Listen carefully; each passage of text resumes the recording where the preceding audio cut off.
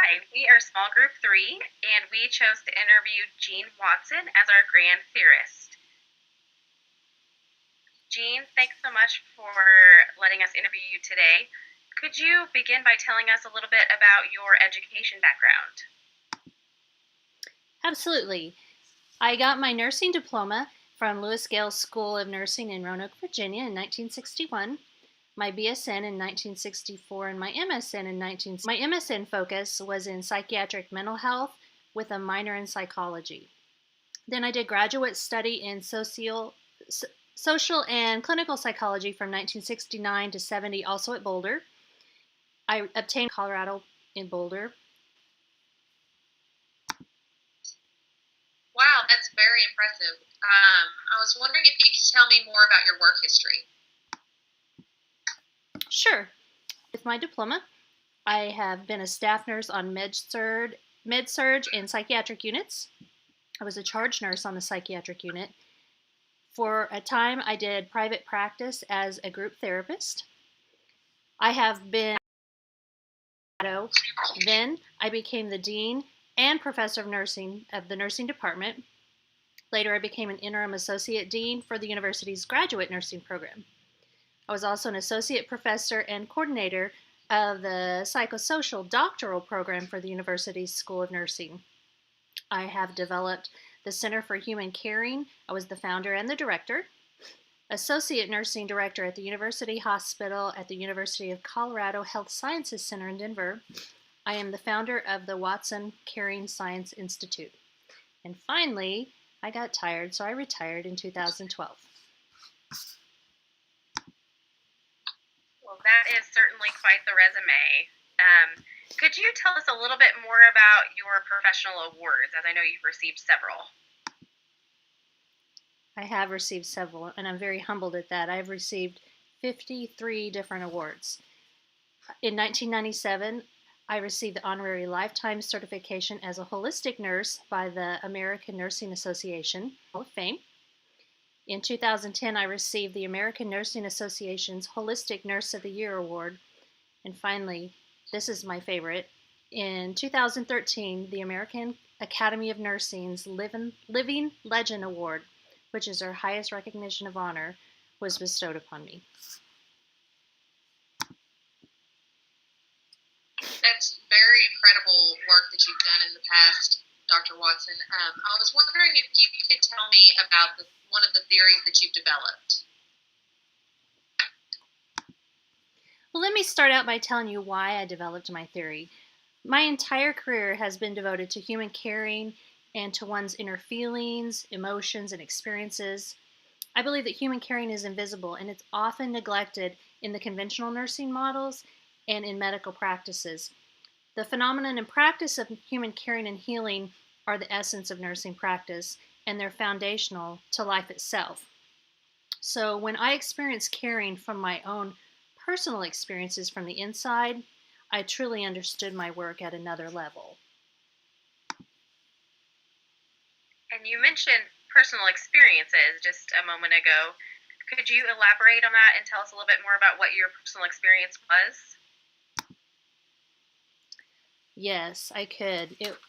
It was very traumatic. I had a traumatic eye injury. It was a golfing accident with my eye, my ego, and I. Then I truly got it. I had to learn to be still, to surrender all, to let go. I had to learn to receive, and I had to learn to be open to unknown mysteries and miracles. The mystic and the metaphysical and spiritual practices are what carried me through this traumatic event. Now, the journey of losing my eye was also, I lost my whole world as I had known it because my husband, my beloved husband and devoted husband, shortly after this, committed suicide. I awakened and I grasped but loving and growing blessings of spiritual mystical experiences. That's truly amazing. So, tell me more about how your theory was developed. Well, actually, I didn't even set out to develop a theory, but through my personal experiences, research, and study, it made me realize that the significance of my ideas They had great significance to nursing. Through all, I gained that for sharing myself in the mystical spirituality of human caring and healing in order to help nurses and caregivers and educators and really anybody else on their caring, healing journey.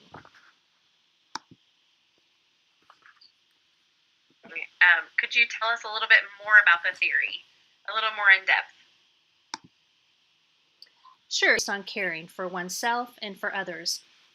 I believe that the nurse should practice loving kindness with a mental calmness, that she should be authentic, which will allow trust, that she should cultivate her own spiritual practice. The nurse needs to be the caring environment. From these, I developed my theory into 10 curative factors. You mentioned caring moments at some point. Could you give me some examples of what you mean by a caring moment? Oh, absolutely. I believe that a caring moment is when two people, and they each have individual backgrounds, when they come together to experience a human-to-human transaction. It should be meaningful, authentic, and intentional. Now, this experience will expand each person's worldview and spirit, will lead to new discoveries of self and of the other person. It leads to new life possibilities. It involves moral commitment to protect and enhance human dignity, though. It also involves love and respect for the other person because it honors the other person's needs, wishes, routines, and rituals. The wholeness of the mind, body, and spirit. Explain how this theory that was developed back in the 1970s is still applicable today. Yeah, it seems hard to understand how such an old theory could be applied today, but I consider myself a modern theorist. So this theory really has no definitive guidelines. It's constantly evolving with us and around us.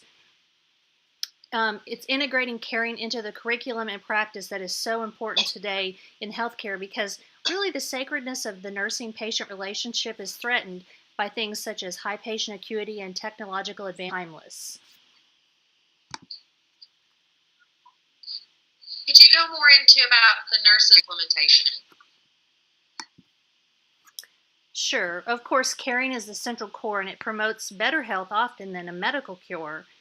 Some examples of this could be establishing a trusting relationship with the patient, with the mind, body, spirit, and soul.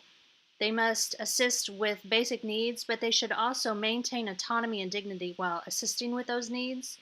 They should show unconditional acceptance without bias, and that's extremely important in today's culture.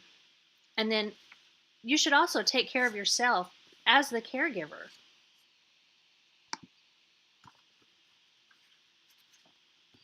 That is really fascinating. Just one more question. Can you tell us how new nurses and nursing students, as well as medical students, can apply this theory of yours into their practice? Professionally, but also personally. They can learn from each other, from peers, and from patients. Maya Angelou said it best with, "They may forget your name, but they will never forget how you made them feel."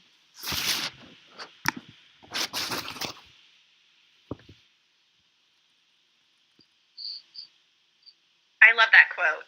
I love that you ended like that. And that concludes our questions for you. Thank you so much, Dr. Watson.